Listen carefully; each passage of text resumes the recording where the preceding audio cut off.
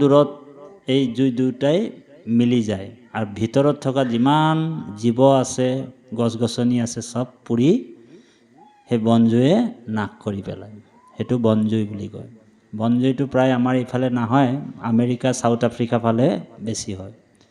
গতিকে এই বনজুই যেতিয়া লাগি গ'ল, ভগৱান কৃষ্ণ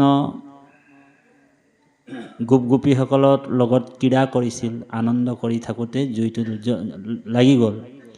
লাগি যোৱাৰ লগে লগে ভগৱন্তক গোপগোপীসকলে প্ৰাৰ্থনা কৰিছে, স্তুতি কৰিছে যে ত্ৰাহিমাং পাহিমাং মধুসূদন, হে প্ৰভু, হে নাৰায়ণ, হে কমলনয়ন, আমাক তুমি ৰক্ষা কৰা। তেতিয়া ভগৱন্তই কি কৰিলে, সেই বনজুইটোক মানে পানীৰ নিচিনা পি খাই দিব। জুইটোক আকৌ পানীৰ নিচিনা পি খাই দিয়ে ভগৱান। এতিয়া আটাইতকৈ তেজ বস্তু দুবিধ আছে, এটা হৈছে অগ্নিতত্ত্ব আৰু এটা হৈছে সূৰ্য তত্ত্ব, মানে সেই দুটা মূল তেজ তত্ত্ব। আৰু সেই তেজ তত্ত্বটোক যোনে পানীৰ নিচিনা পি দিয়ে, সেইজন কেনেকুৱা মানুহ হ'ব লাগিব? সেইজন সাধাৰণ মানুহ হ'ব পাৰেনে? নোৱাৰে, সেইজন ভগৱান। বুজি পাইছেনে? সেইকাৰণে ভগৱান চবকে নকয়। ভগৱান হ'বলৈ হ'লে 6টা গুণৰ অধিকাৰী হ'ব লাগে। এতিয়া বহুতে শিৱকো ভগৱান বুলি কৈ দিয়ে, বাৰু মিছাও নহয়, শিৱও ভগৱান। যেনিবা শিৱ কিন্তু ভগৱন্তৰ ভকতহে, বৈষ্ণৱ হয় দেই। শিৱৰ 5টা গুণ থকাৰ কাৰণে তেওঁকো মানুহে ভগৱান বুলি কৈ দিয়ে। জ্ঞান, শক্তি, বল, ঐশ্বৰ্য, বিভূতি, যশ আৰু কীৰ্তি। এই 5টা গুণ থকাৰ কাৰণে শিৱকো ভগৱান বুলি কৈ দিয়ে।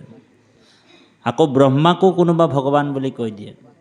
কিন্তু আচলতে সেইসকল ভগৱান নহয়। শিৱ হৈছে দেৱাদিদেৱ মহাদেৱ।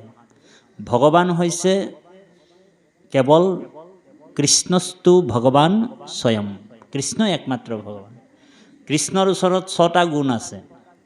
সেই 6টা গুণ কি কি? ভগৰ 6টা গুণ আংগিকভাৱে যাৰ ওচৰত থাকে সেইজনে ভগৱান দেই। এক হৈছে জ্ঞান, শক্তি, বলে, ঐশ্বৰ্য, বীৰ্যম, তেজ, সচিত্তাহা ভগৱান শব্দবাচানি বিনা হেহি গুণাম্বে। জ্ঞান, শক্তি, বল, ঐশ্বৰ্য, বীৰ্যম আৰু তেজ, এই 6টা গুণ যাৰ ওচৰত আংগিকভাৱে আছে সেইজনে হৈছে ভগৱান। এতিয়া জ্ঞানৰ স্বৰূপ কোন? বোলে ভগৱান কৃষ্ণ। গীতাৰ জ্ঞানটো 1.5 ঘণ্টাতে অৰ্জুনক দিছিল। আজি কোটি কোটি মানুহ গীতা পাঠ কৰি আছে, কিন্তু গীতাৰ মূল তত্ত্বটো ল'ব পৰা নাই। পাৰিছেনে? সেইকাৰণে ভগৱন্ত জ্ঞানৰ স্বৰূপ বুলি কয়। শক্তি ভগৱন্তৰ নিচিনা শক্তি কাৰো নাই। 7 বছৰৰ শিশু নাই কমেও 21,000 কিলোমিটাৰ দূৰত্ব মানে কৰি যিটো পৰ্বত আছিল, সেই পৰ্বতটোক কেৰা আঙুলিৰে উঠাই দিছিল, গোবৰ্ধন পৰ্বতটো। হয়নে বাৰু? কোনে পাৰিছিল?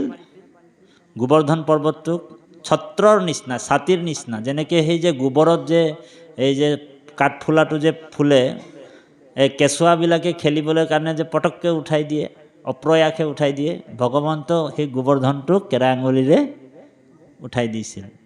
গতিকে 7 বছৰৰ শিশুটো ইমান শক্তি। গতিকে কৃষ্ণৰ নিচিনা শক্তিও কাৰো নাই। জ্ঞান, শক্তি, বল, ভগৱন্তৰ বল এনেকুৱা, কংসই মাৰিবৰ কাৰণে কুবলয় হাতী আৰু লগতে চানুৰ মুষ্টিৰ নামৰ এনেকুৱা পাহলবান মানে ডাঙৰ মানে মল্লযুদ্ধ কৰা ব্যক্তিসকলক পঠিয়াইছিল কৃষ্ণক মাৰিবৰ কাৰণে। সেইসকলক ভগৱন্ত একেই ঘোচাই ঔহৰি জমপুৰীলৈ পঠিয়াই দিলে। গতিকে বলৰ ফালৰ পৰাও ভগৱানৰ নিচিনা বল কাৰো নাই। হয়নে বাৰু? বল, জ্ঞান, শক্তি, বলে, ঐশ্বৰ্য ভগৱন্তৰ এনেকুৱা আছে যে একেই ৰাতিৰ ভিতৰতে সংকল্পৰ যোগেদি সমুদ্ৰৰ মাজত দ্বাৰকা নগৰখন বনাই দিলে ভগৱান। কৰিব পাৰিব নেকি? নোৱাৰে। আৰু যিমান দ্বাৰকাত মানে বৃন্দাবনৰ যিমান আছিল সকলোকে লৈ গৈ দ্বাৰকাত ৰাখিছিল। জৰাসন্ধই যেতিয়া আক্ৰমণ কৰিছিল 17 বাৰ। হয়নে বাৰু? তাত ভগৱানৰ এটা নামো পৰিছিল ৰণছুৰ। ভগৱানৰ নাম এটা আন এটা নাম ৰণছুৰ মানে ৰণ এৰি পলাইছিলে ভগৱান, সেইকাৰণে নাম পৰিছিলে ৰণছুৰ। তাৰপিছত জ্ঞান শক্তি বল ঐশ্বৰ্য ব্ৰিয়ম মানে পৰাক্ৰম। ভগৱন্তৰ নিচিনা পৰাক্ৰম কাৰো নাই। যেতিয়া ৰুক্মিণীক ভগৱন্তক হৰণ কৰিবলৈ গৈছিলে, ৰুক্মিণী হৰণ, ভগৱন্তক ৰুক্মিণী বিবাহ কৰিবলৈ গৈছিল, তেতিয়া সেই ৰুক্মবীৰ শিশুপাল একছত্ৰী ৰজা আছিল। আকৌ যিমান প্ৰজা আছিলে জৰাসন্ধৰ, ভগৱন্তক সকলোকে মাৰিবৰ কাৰণে অকলশৰীয়াকৈ গৈছিল। আৰু তাত থকা যিমান ৰজা মহাৰজা সৈন্য সামন্ত সব আহিছিল ভগৱানৰ লগত যুদ্ধ কৰিবলৈ। সবকে পৰাস্ত কৰি ৰুক্মিণীক ঔহৰি ওৰাম লৈ আহিছিল। আহিলনে? লৈ আহিল।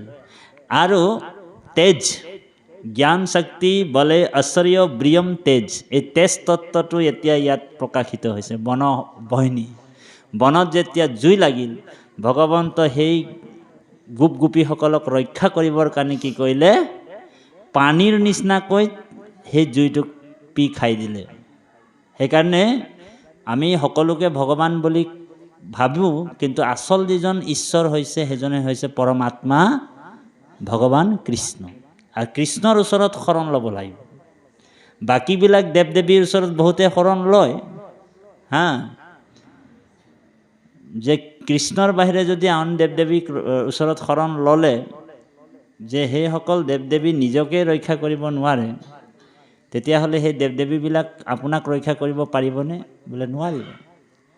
এবাৰ ভস্মাসুৰ নামৰ এজন অসুৰ আছিল দেই। মানে ভস্মাসুৰৰ আন এটা নাম হৈছে বৃক্কাসুৰ।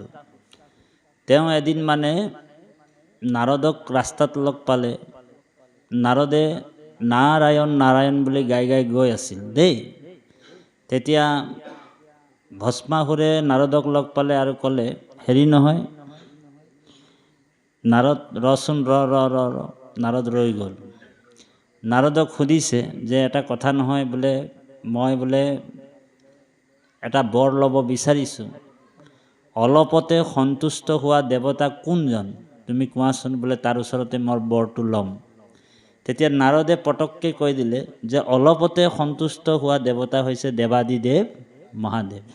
সেইকাৰণে বহুত মানুহে মানে মহাদেৱৰে ভকতি কৰে, শিৱৰে ভকতি কৰে। আমি বেয়া নাপাওঁ বাৰু, কোনোবা কৰিছে যদি কৰিব পাৰে। কাৰণ মহাদেৱ মানে অলপতে সন্তুষ্ট হৈ যায়। আৰু মহাদেৱৰ যেতিয়া কথাটো কৈ দিলে, নাৰদক সুধিছে যে মহাদেৱক সন্তুষ্ট কৰিবলৈ হ'লে কি কৰিব লাগিব? তেতিয়া নাৰদে ক'লে, তই বেছি একো কৰিব নালাগে, এই হাবিখনত তুমি ভালকৈ বহি যোৱা আৰু ওম নমঃ শিৱায় 12 বাৰ তুমি জপ কৰি দিয়া, মহাদেৱ ঢেৰেংকৈ আহি যাব। আৰু লগে লগে তেওঁ বৃক্কাসুৰ সেই হাবিখনত বহিল।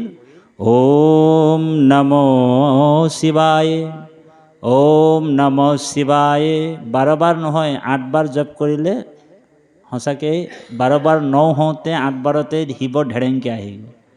শিৱই কৈছে, হে বৎস, তোমাক কি বৰ লাগে কোৱাচোন? তেতিয়া